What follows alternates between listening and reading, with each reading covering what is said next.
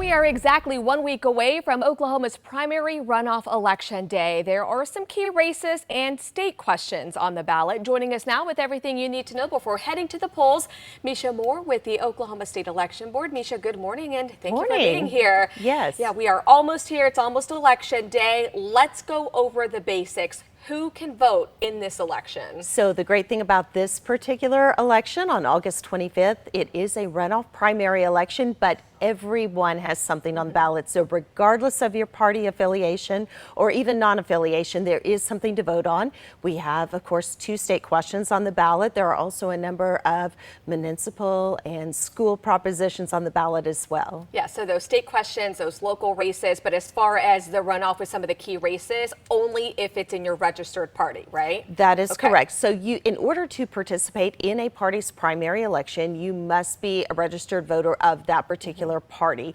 Oklahoma does have closed primary elections, and for 2026, those will remain closed. And so, yes, you do have to be a registered voter of that party to participate in that primary. But of course, if you have other elections on the ballot, and everybody does have those 2 state questions, which means everyone is welcome to come to the polls and vote and participate. Yeah, and I think that's something that we can't stress enough. You still have something on the ballot, even if you're not a registered member of whichever race is going on right now. So get out there and vote if you can. Early voting starts on Thursday. What do people need to know about where to vote? Is early voting, their location different from election day? Where can we get all that info? That is a great thing to point out, because yes, your early voting location is different from your regular polling place. So early voting starts Thursday. Thursday and Friday, early voting will be 8 a.m. to 6 p.m. On Saturday, it's 8 a.m. to 2 p.m. We recommend that you go to the Oklahoma State Election Board website to find your early voting location. You can, of course, always call your county election board as well to find that location. Okay, another big thing that we always talk about, even, myself, been voting for years, it's always like, okay, what do I need to bring with me when I go vote? What kind of identification do we need? Exactly. Well, make sure you bring some form of proof of identity, because Oklahoma does have a proof of identity law when you go to vote. So make sure you bring either a state or federally issued photo ID. Make sure the expiration date falls after the date of the election. So that's oftentimes when people find out they need to renew that driver's license. But make sure that date falls after the date of the election. Also, federally recognized tribal IDs are accepted.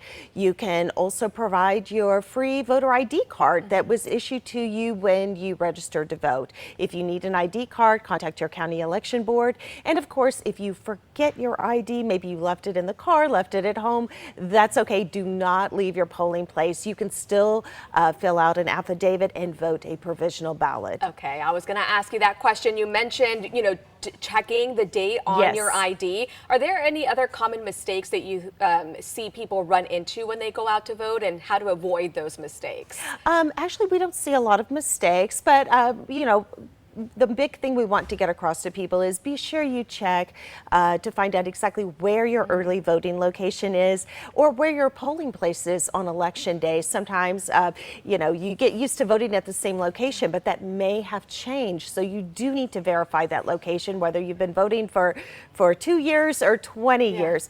Always verify your voting location before you head out the door. You always want to double check, triple check if you can. Yes, absolutely. Let's talk about absentee ballots. The deadline to request those, it's already gone. But for people who did get them, what is the deadline? When do those need to be in? So you still have an opportunity to mail those absentee ballots in. We still have plenty of time. You can also hand deliver those absentee ballots to your county election board.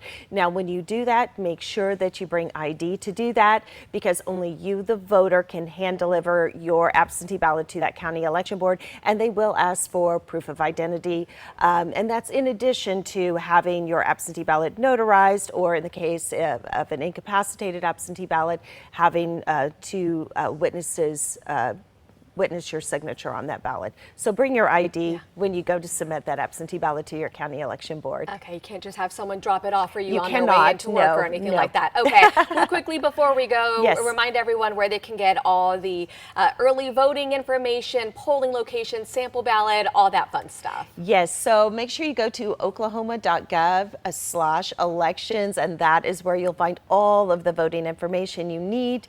You'll also be able to hop onto the OK Voter Portal portal where you can find a sample ballot to view before you go vote and be prepared. All right, and we usually have that posted up on the Ask the Unknown section as well. We also have an election guide over on KOCO.com. Misha, thank you so much for coming in, and we always appreciate your time. Well, thank you so much.